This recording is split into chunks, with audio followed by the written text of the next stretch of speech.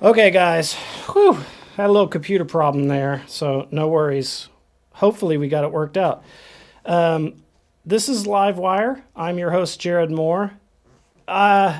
Today's program, we're going to be doing a recap about the Bad Press documentary. The reason we're doing a recap is because I told you guys I was going to go to Sundance and film everything that happened and have some content for you guys, but it didn't work out because I got COVID, so I couldn't go. But we're going to have the next best thing, which is we're going to have the directors come on and talk about the reception of the documentary, which has been phenomenal. In fact, I called you guys directors, but you're not really directors. You're Sundance award-winning directors. It's Yes, a we very, are. I like the sound of that. very important distinction to make, and also, and also, the so Bad Press won the jury prize for freedom of expression. Is that correct? Did I get that right?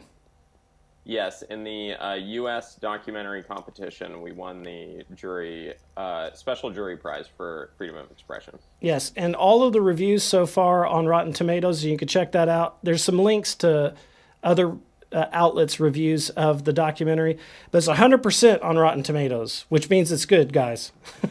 So, Fresh. yeah, it's fresh, 100% fresh. So, there has been some interesting articles published, but before we get into some of the nitty gritty stuff, I wanted to ask you guys. I know you've been asked, what's it been like? Like probably 300,000 times. The word surreal has been batted around a lot, but could you kind of walk everybody through, like when you got on the ground in Sundance and the effects of the whole process, is how it kind of like landed on you? Was there a moment when you got to and you were like, what is actually happening here? So just kind of walk us through it. After you got off the plane, what was the first thing that came to mind? Oh, Well, like, yeah, surreal. yeah, surreal for sure. Like, do we have all of our bags? We have so many bags, because we have to pack for the winter. Um, but yeah, it's just such a beautiful place, like being like on the drive from the airport into Park City. Like I've missed having like snow around and just being in the mountains. It was like, honestly, there was a moment, this was after, we kind of got settled and everything. It was actually my first screening of, it was the premiere of the Little Richard Mm-hmm. documentary, who was also screening and premiering at Sundance as well. We were walking from our house and it was like 9 o'clock. I can't tell you in the last time, like 9 p.m., that I saw a movie at like past, well, one, out in the theater since being, a mom in the last like, couple of years. Right. And then two, like, yeah, like that late. And just so it was like snowing outside. It was very magical. That's when I like was like, this is a very magical like Sundance experience. And I think that really like sums up my like experience with the festival overall, because I had no expectations. I didn't know,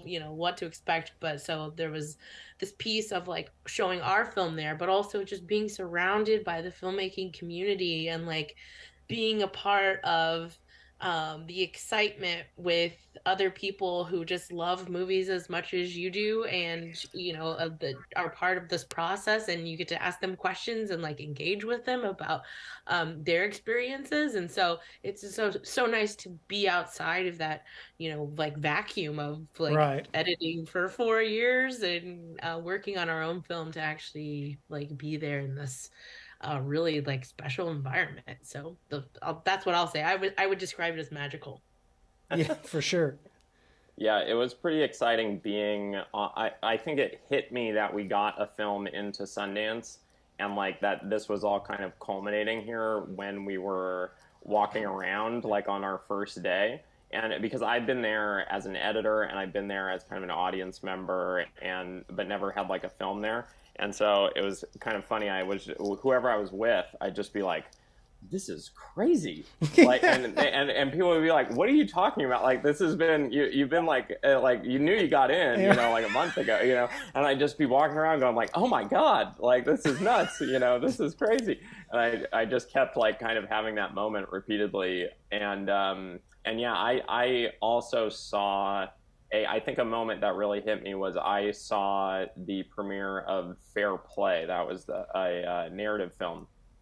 And you know, big audience, everybody's excited, you know, the audience, and so we're watching the film and you're into the film, but then the audience is reacting. The audience is clapping and booing and gasping and cheering and all of that stuff. And I had this moment of like, wow, this is really exciting to be in this room. And then I thought like, oh my God, in like 2 days, we're going to have the same thing happen with our film. This is going to be an audience with our film. And that was like a very cool moment to realize like, oh, this is not just being an audience member in somebody else's film, but kind of like having that experience with your own film. So that was kind of one of the moments that it kind of like shifted for me, I think. Right. Like the kind of outlook on everything. It was pretty crazy. Yeah, and since we're talking about you guys' experience here, I wanted to mention that was it Variety or Hollywood Reporter did the barista story on you, Joe? Is that right? Yeah, I think it's Hollywood Reporter. Angel told me the story of what you told her of what happened, but do you want to share how that interview happened? Because we were talking about bad press. So what happened there? Well, it was funny because I was at the Fair Play, like, so at Sundance, you know, every company, every movie, every anything has a party. And so there's like the premiere party for this movie that just premiered, and there's the HBO party and the CNN party and the Nat Geo party and the Canada Goose party, and there's just always like something going on. And so my friend worked on Fair Play, and so I was at the Fair Play like premiere party thing afterward. And it is pretty low key, you know, you're kind of in like a wine bar, like there's nothing really like too exciting about it. And I just got introduced to this guy, and we started talking, and he started asking me questions. Oh, you know, bad press, heard about it, blah, blah, blah, kind of just having a normal conversation, you know, holding a glass of wine at a party. Right. And then, you know, I kind of just offhandedly mentioned, you know, the first time I came to Sundance was when I was actually hired by our current producer, Conrad, as a barista for then Conrad owned a catering company, and they had gotten like some job where they served coffee in the Acura Lounge at Sundance, and so I just offhandedly kind of mentioned like, yeah, well, it's kind of crazy being here as a director because the first time I came was as a barista, and the guy practically like unholstered a microphone and was like, can I record this? You know, like this is incredible. And I was like, wait, like, what do you do? Like, who are you? And he kind of introduced me. Oh yeah, I'm a reporter for the, you know, Hollywood Reporter, blah, blah, blah. And so we ended up talking for you know, 20 minutes or something like that. But it was very, very funny because then my friends were like, you started talking to that guy, and then I looked over and there was a microphone in his face. Like, what is happening? Yeah. So I thought I had gotten away and that that story would not be published, and then like now weeks later or whatever, when this story comes out. That was my reaction, because it's kind of like what Angel told me the story was, and I remember because I said to Angel, I was like, I don't know if that's not right. You know, I was like, you're supposed to tell him that you're a reporter and you're doing, you know, you're on the record. It's like he's quoting you off the record, so he's gonna get Nadja's gonna issue him the takedown thing now. On that. Right. Yeah, well, I gave him I retroactively was like, yeah, this is fine. Right. Yeah. So, the response, if you go on the internet and look, has been just phenomenal. You know, I don't know if you guys are in the position, because this is the thing now that's happening is, where can we see it? So everybody down here is like, where can we see it? Where is it going to be? I saw that you guys are going to be at the TrueFalse Film Festival. Is that right? Do you want to plug that, or is it still up in the air? No, that's official. Yeah, true. So we'll be at TrueFalse Film Festival, which is in Columbia, Missouri, and we're actually going to be doing a talk. Angel is going to be doing a talk at the. It's called the Boats Conference, which is in Tandem, and it's based on a true story. And they have a journalism and documentary school there at Mizzou, and Angel's going to be speaking there. I don't think that has an online component. So you would have to go to Columbia, Missouri, and see it in person. We don't have distribution yet, and so some of the film festivals that we're trying to line up do have online components. So when we screen there, we can kind of give you a window where you can kind of log into their system and get an online ticket and watch it online. So hopefully that'll happen periodically over the next few months. But for now, we're just kind of, we are just now setting up a kind of a path for film festivals. So hopefully some of those will, snake through Tulsa and Oklahoma City and things like that over the spring and summer. And everyone can see it when we come through town. Well, and as far as distribution, is there any type of, are you guys in any talks? Can you even talk about it? We have a sales agent and they're working hard. Okay. That's pretty much all we know. Great. There's not much to talk about on that front, but that's the update. Well, the reason I asked is because there's been so many that there's a letterbox. There's been several people have made comments who have seen the film and they're like, this is would fit right into Netflix's wheelhouse. Why isn't Netflix picking this up? That type of a thing. And those are the questions that are out there floating around. So, and I know how it is, if there's negotiations happening, you can't talk about it. But, so after True False, do you guys have anything lined up after that festival, or is it still building the schedule? I think we're pretty much building the schedule. There's some that are almost confirmed, but I don't want to kind of give those away in case something falls through. But I'm confident that we'll be screening regularly throughout at least the spring. So hopefully people will have a lot of chances. But really, going into Sundance, we didn't really have a festival plan because it was just so crazy just getting it done and getting to Sundance. And so really we came back from Sundance and have now quickly put together a plan and a schedule. Right. And so that's still kind of coalescing, but we have a lot of places that we're submitted to, waiting to hear from, in talks with, all of that stuff. So hopefully we'll be at some cool places coming up. More news. For sure we'll be at the NAJA conference at the National Native Media Conference. Awesome. August 10th through 12th in Winnipeg, Canada. Yeah, if you're going to be in Canada, get your passports, right? You got to get your passport up and ready. So I've seen the film. Unfortunately for the audience, that doesn't really help you guys. I think it's great, but I'm in it. So it's not really an unbiased review on that front. I do think that it is something that could easily, in my opinion, for what it's worth, get distribution. And the other thing that I've seen through a lot of the reviews and comments is that they want to see more. So we'll see how that works out. But I want to mention to the audience, don't forget, you can ask your questions in the chat. You have any questions about what it's like to show your film at Sundance and then win an award? It's something that's, like we've said so many times, surreal and unbelievable for people when they're participating in it. And I know Angel was going to be on, but she had some stuff she had to take care of, so she couldn't come on today. But she also has been kind of throughout, while you guys were at the festival, she's calling me every other day, and she was like, I can't believe this. I talked to so-and-so, or this, we talked to this guy, and it's going to happen. In fact, there might be some funding that's gotten secured for this and that and the other thing. So this has really been an awesome opportunity to network. Is that the experience that you guys have had while you're there? Is there anything that you could talk about that maybe is going to come out of the networking side of Sundance?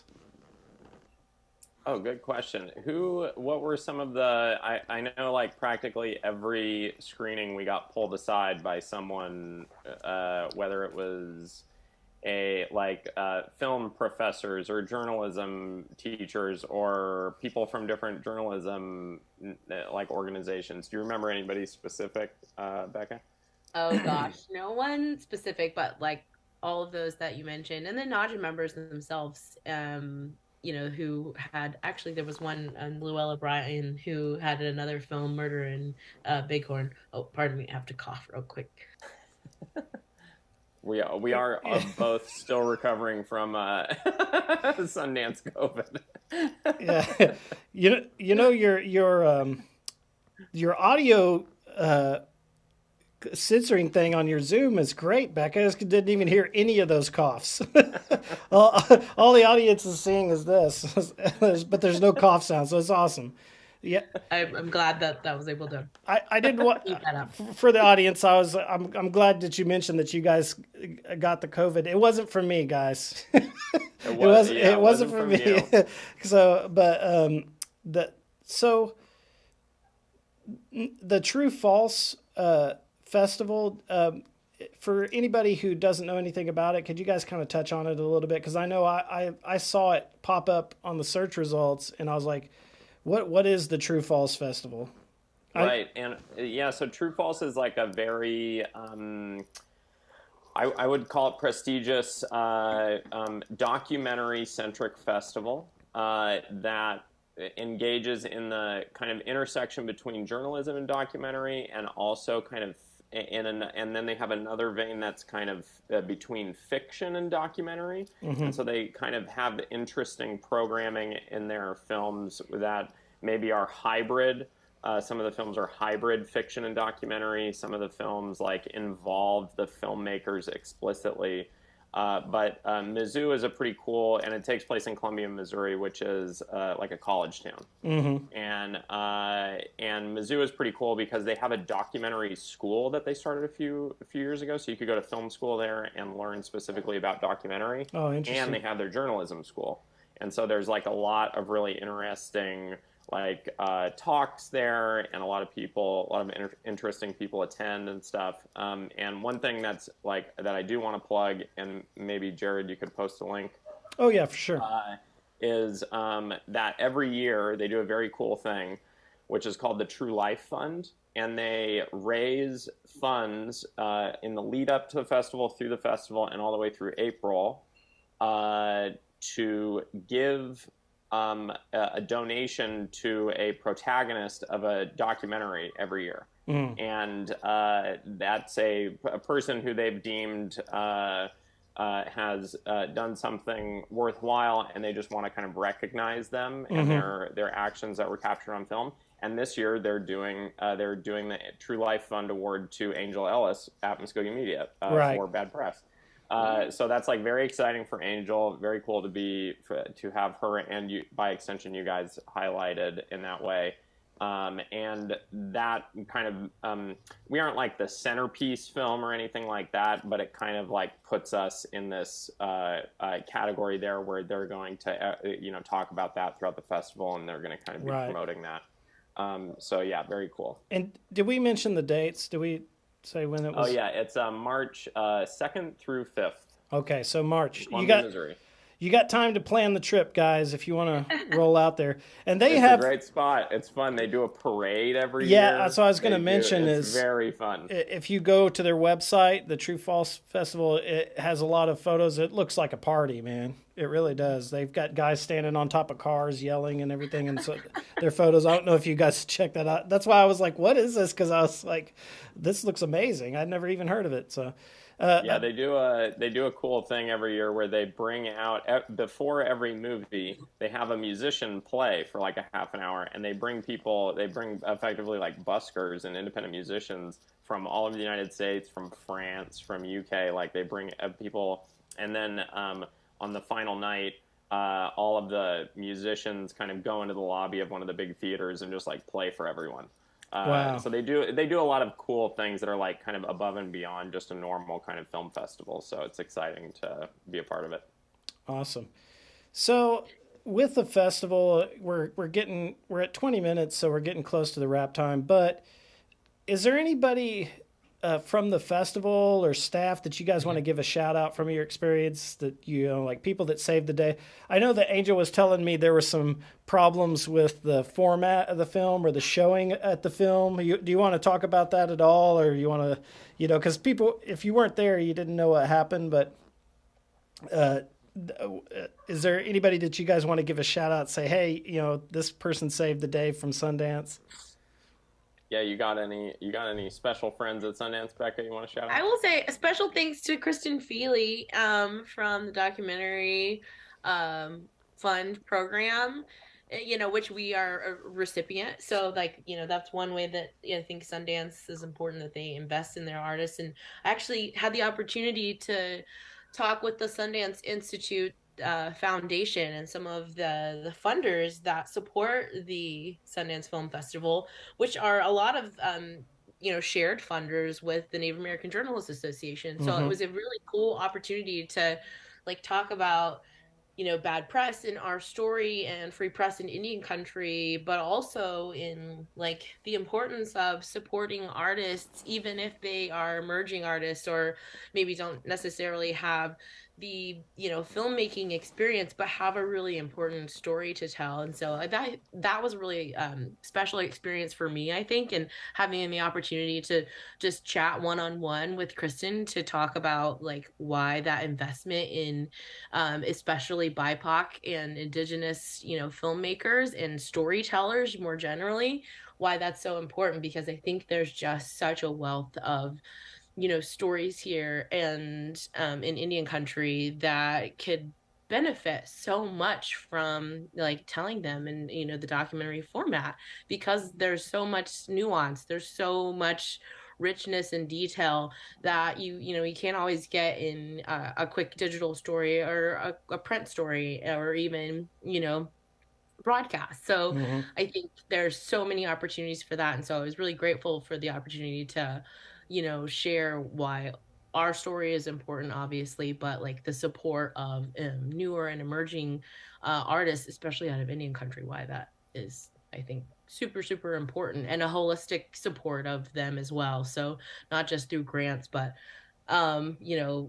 seeing the life of their film supported in so many different ways, whether that's childcare support. I gave him some ideas of other challenges that we face being from underrepresented communities and being women filmmakers. So I think there are hopefully there were some listening ears from other foundations and supporters who will want to expand on that. But I think Sundance obviously does a very good job in recognizing and supporting that emerging talent. Joe? Yeah, and I would just add a special shout out and thank you to the programmers who supported the film. Anya, Basil, and Sudeep, all three showed up for the film in different ways, and I think really pushed for us to be programmed. And that's just a big deal because as first-time filmmakers, taking a bet on a film by two people who have never directed a film before at a very, very large internationally renowned film festival is a big risk. Yeah, absolutely. and so that's we're very, very grateful for that. And really, it's anything that comes from the film, it's such a giant launching point for the film that anything that happens with the film from here on out is in a large part thanks to those programmers who backed us up, because you can make a great movie, and many people have, and then it doesn't get into any film festivals and nobody ever sees it. Yeah. And the fact that we were given that platform is hopefully going to really help highlight you guys and highlight Freedom Press in Indian country and you and Angel and Mvskoke Media.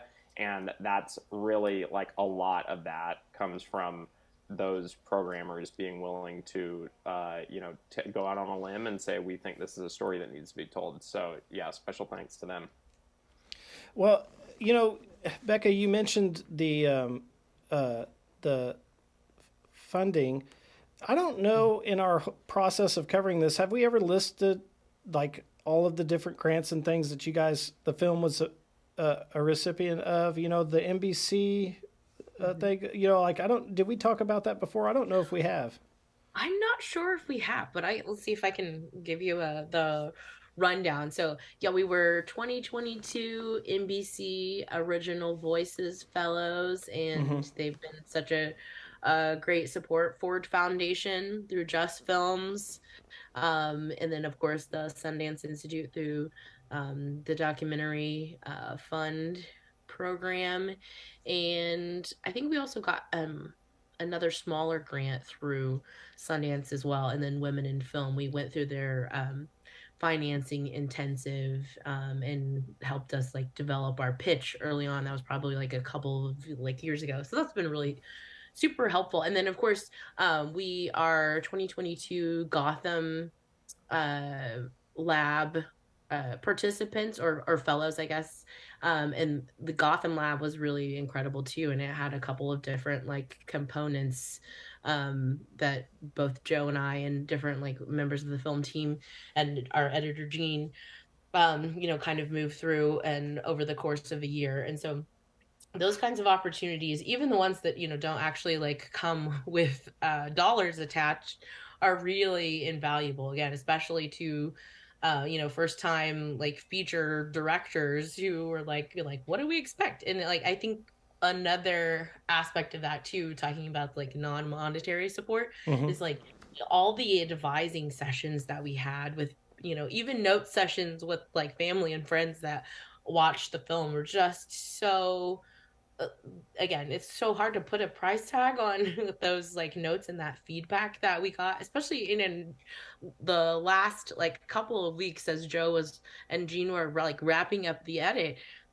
You know, hearing those notes, I mean, it's just incredible how much of an impact it made and how much better the film got, you know, from over the course of like the end of November to where it finally was. So yeah, those are really super, super important. But, you know, the funding obviously allows us to keep going into it, keep editing for, so that's very important too.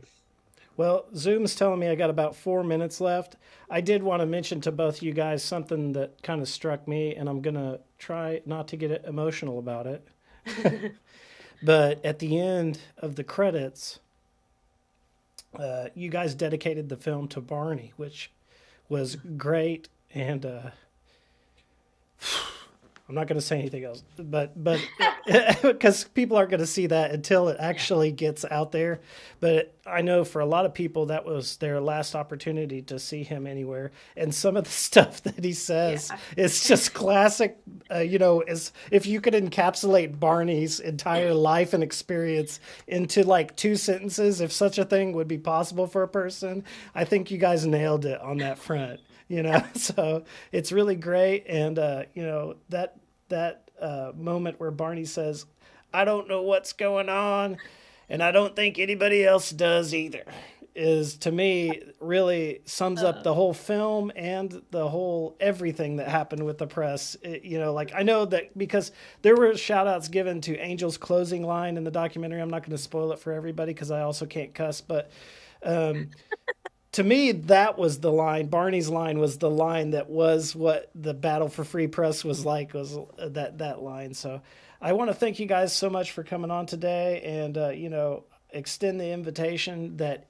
if distro happens and you can talk about it, come back on and let us know, because that's the question we're fielding like every day is where can we see it? What it's about? You know, I've had several people call me and they're like, could you just tell me everything that happens in the film so I know what's going on? You know, what did you think about it? And I was like, it's good, but I'm not going to tell you the movie. And they're like, yeah, but we might not ever get to see it. I'm like, you'll get to see it. It's going to happen. It's getting great reviews. How could they not get distribution? So tell those people that they need to call Netflix and say, hey, we want to on there. Yeah, or any other streaming platform. Do that, guys. We need to do the same type of campaign we did on the Free Press with this thing. So everybody all of the Indians or anybody that's watching this, call Netflix on the phone and say, get Free Press. I want to watch it.